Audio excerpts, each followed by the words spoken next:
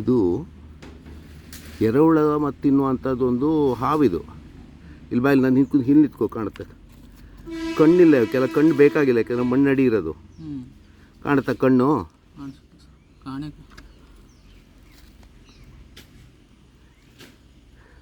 ನಾನು ಹಿಂದ್ಗಡೆ ಬಂದರೆ ಕಾಣುತ್ತೆ. ಕಣ್ಣಿಗೆ ಒಂದು ಜಾಗ ಇದೆ, ಆದರೆ ಕಣ್ಣಿಲ್ಲ ಅಲ್ಲಿ.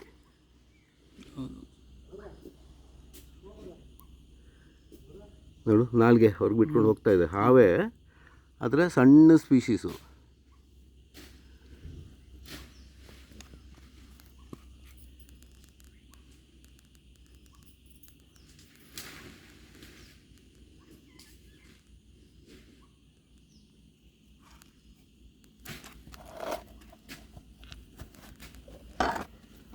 ಆ ಗೂರ ಕಿತ್ಕೊ.